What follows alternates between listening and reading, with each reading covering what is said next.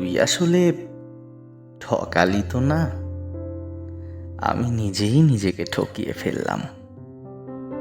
তোর চোখে কখনো আমার জন্য যে মায়াটুকু খুঁজতাম তা আদেও ছিল কি, নাকি আমি নিজের ইচ্ছা মতো ভেবে নিয়েছিলাম? তুই যখন হাসতিস ভেবেছিলাম আমি সেই হাসির কারণ। তুই যখন ফোন করতিস ভাবতাম হয়তো আমি সবচেয়ে কাছের।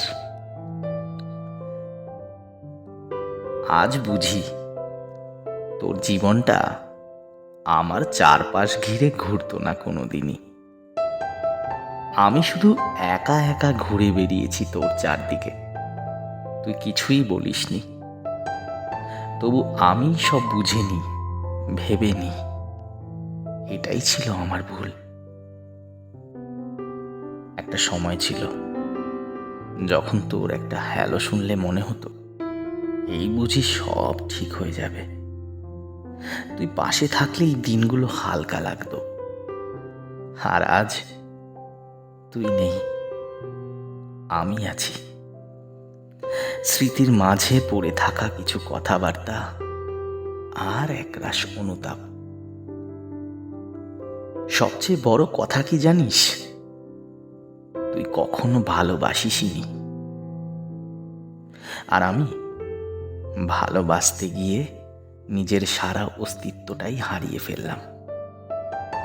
তুই তো ঠকালি না, তুই তো নিজের মতো ছিলি।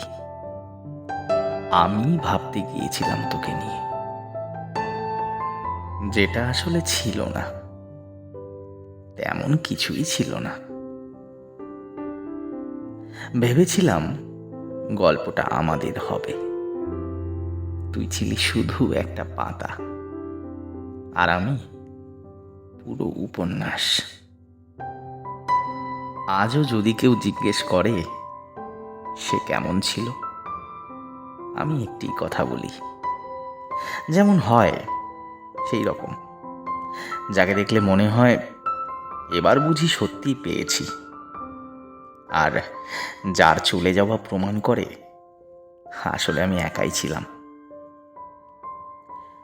তুই ভালো থাকিস।